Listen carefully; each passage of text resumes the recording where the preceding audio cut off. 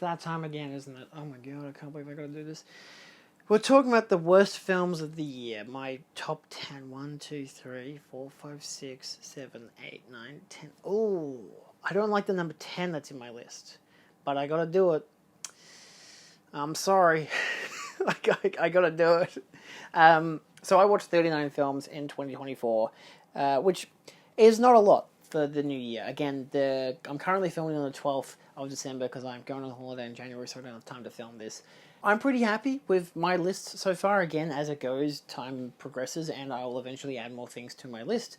My letterboxd is down below, of course, and my opinions will change over time. Some of these that I might not like that much, I could absolutely love come a couple years' time or something. So let's take a look at what is my top 10 worst films of the year, even though I'd only pin one. I'd say 6 of these films I think are actually bad. At number 10, we have Stop Motion. Now, Stop Motion isn't necessarily a bad film. I didn't click with it. I gave it 2.5 stars. It wasn't a big deal for me. I was really interested to watch it because, I love horror, I love stop motion. Mixing the pair together is always a great idea. And for some reason, it just didn't click. It came off as really pretentious, and I didn't like it as an artistic film. I still liked the stop motion elements to it. The horror wasn't bad, but again, it was too on the nose. Everything about it was wanky and predictable. It just none of it worked for me, and I really hate that it didn't, because I was so excited to watch it, and I've even got friends who loved it and just don't understand how I just don't love it. I'm just I want to give it more benefit of the doubt, but I'm the whole time watching, I'm this movie is really fucking, it's just, wanky is the best word to say for it. It's just really pretentious. It comes off that way, and it rubbed me the wrong way, the whole entire experience, and all the stuff that's meant to be in her head or whatever was very obvious. Everything that was meant to be real and fake, it was very obvious as to everything that was happening on screen. It didn't work for me. So anyway, then we have The Ministry of Ungentlemanly Warfare, which I actually gave 3 stars and a like. I think it's fine, actually. It's a pretty fun action flick. I watched it on Amazon. It was fun. It's not the most inventive film. It doesn't have the best characters or anything, but it's just a fun 2 hours to just sit. Was it even 2 hours? It probably was. 2 hours of just stuff happening. Is it forgettable? Yeah. Is it the best Guy Ritchie film? Is it Guy Ritchie? I'm pretty sure it is. It's very forgettable, Guy Ritchie. I've seen worse. I saw the Aladdin film that he made, which was awful. But yeah, sure. He doesn't really have his charm anymore, I think, for making films. Unless probably they've got Jason Statham in it, and this one doesn't. So, yeah, I don't know. He was just there. My mate was like, hey, you should watch this film. It's on Amazon. I had Amazon at the time, so I'm like, alright, we'll give it a shot. It was alright. It was fine. Then we have Maxine. I think most people are in agreement that this wasn't great. Some people I know loved it, which is great. I'm glad some people got a kick out of it. What it was going for and homaging the kind of giallo elements and stuff like that, the slasher stuff of the 80s. There's elements to it that I like and recognize from other films, but at the same time, I also like them because of these other films, and the other films did it better. Once it got to the stage where it was ripping off Body Double, the Brian De Palma film, I'm like, Ty, you've wasted my time. I liked X, I loved Pearl, I just didn't care for Maxine. My partner and I watched it, we were really excited to watch it because we'd both seen the other 2 films, and yeah, it just didn't click for us. It was just, this is even when my girlfriend is saying that, and she's very open-minded with films, of just being like, it's fun or it sucks. If she's saying it sucks, I know I'm on the right track, because I'm like, okay, that's fair, because I also thought the same way. I'm like, this is kind of boring. It has some interesting sequences, but for the most part it feels very aimless and stupid and dumb, and the villain was a very obvious twist, because I'm like, bitch, I watched X. I know who the bad guy is. It's obvious. It's set up in that movie, because it's all the answered leftover questions. Oh, who was that guy? What was that all about? Oh, it's all answered in Maxine as a weird, stupid, satanic cult. Alright, whatever. Moving on, we have Force of Nature The Dry 2, which I gave 3 stars and a like, so again, in contrast to Maxine, you'd think, and Stop Motion, you'd think I'm going from 2.5 with no like to 3 with 1 like. Then 2.5 with no like 2, 3 with 1 like. You'd think I have some kind of consistency here, but at the same time, what I thought of the film in terms of the acting, the performances, the acting and performances, the directing, the writing, all that kind of stuff. What makes it an interesting film can also come down to, do I think it's inventive in what it's doing? For Force of Nature, The Dry 2, gotta be honest, it's fine. It's just not very captivating. The Dry is a great crime film. I only watched that like 2 weeks earlier for the first time, and then me and my dad saw this at the Astor. They had a Q&A with the director and the cast, and that was wonderful. Being in the same room as Eric Bana is amazing. But it just was like, yeah, this felt a bit damp, a bit wet. No, pun intended, sure. It should have been called The Wet. It just didn't really interest me that much. I was like, it's fine. It's a bit overly complicated for its own good, and it's not that interesting as a story about this detective that we're following. I feel like they could have gone in a completely different avenue. And, yeah, I don't know. There's too much recycling stuff from the first film without having the same dramatic effect, so it just didn't pay off as well for me. And then we have, at number 6, apparently, Beetlejuice. Now this one, don't tell my dad, I got on the Steelbook for Christmas. Mostly because my girlfriend got it. I was able to convince my girlfriend to buy him that because she was trying to find gifts for him. I'm like, buy Beetlejuice Steelbook. The second one. I've already got the first one. Not this new deluxe version. I've got the original Steelbook, like the original 4K Steelbook. But I'm like, because I got the Steelbook, just get the Steelbook. It's only $3 extra. She preferred the artwork as well, so did I. So that's great. That's a Christmas thing. It just didn't click for me. But at the same time, I knew it wouldn't. I was excited for it. I love the original, but I don't like anything Tim Burton has done since like 2001. In basically my whole lifetime, I don't think he's ever made a good film, which sucks because his last good film was Ed Wood, and that is a masterpiece. That's probably his masterpiece. But yeah, just this felt like clearly all the ideas that they've had over the past 20 odd years just chucked into one bundle. None of it lands. There's some fun performances. Willem Dafoe's pretty great. Again, Michael Keaton's good, and Catherine O'Hara's good. But outside of Jenna Ortega being very one note because she doesn't seem to have any acting range outside of that, and Winona Ryder was fine, but she didn't feel like the character that she used to be. It got to the stage that Catherine O'Hara even was like, what happened to that creepy golf girl that used to annoy me a lot? I'm like, yeah, what happened to that? I know we should have realistic character progression because it's been 20 odd years, a la The Last Skywalker, which, no, The Last Jedi, which at least made sense in terms of narrative and stuff. This was just kind of bland and didn't do anything and wasn't interesting. All the story beats were predictable and obvious. Monica Bellucci, despite the fact that I love that she was in this, didn't do shit. Her opening scene, fantastic. The rest of the movie, why are you here? You're not doing anything. Again, the costumes, the production design, the animation, wonderful. I love that stuff. Even the last song, which was that one about the cake, MacArthur Park. I love that song. Like, there's some great elements like that, but I'm also like, this just feels stupid, It worked in the first one because it had that angle to it, that charm, but this time it just doesn't. It just feels forced, which the whole film felt forced. Even the ending of this one was the same as the first one. I'm like, you just fucked it so hard, and not in a good way. So, yeah, I don't know. It was very disappointing. I gave it 2 stars. I don't know if I'll watch it again, but again, we'll have the Steelbook, so at least eventually we'll be able to. Yeah, I just didn't want to have to pay for it again. But yeah, it got to the stage because I was watching with Dad and my mate Guy, and my dad he thought it was fine. Hence, I got my girlfriend to get him the Steelbook. But my mate Guy was so bored he left, and then came back with a big drink that had Beetlejuice's face on it, and he's like, "This movie sucks, but this bottle's pretty cool." So yeah, and it was just us. It was opening night, and there was just the 3 of us in the cinema. It was kind of depressing. Which is fine for me because I wanted to really enjoy the movie, and nothing clicked for me. So, yeah, moving on.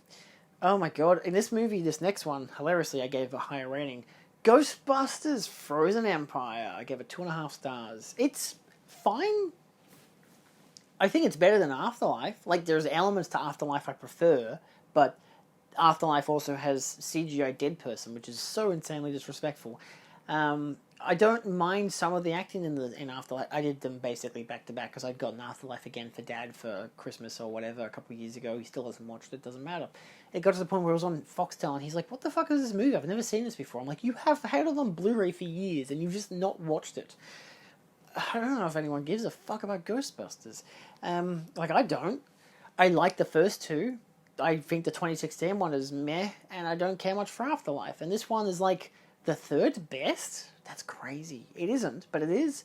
I don't know. I'd heard someone saying how it basically felt like a series of a TV show, like again a Stranger Things thing, but in the form of a movie. I'm like, I kind of like the sounds of that because realistically, despite it sounding messy as shit, and it at least sounds constantly going.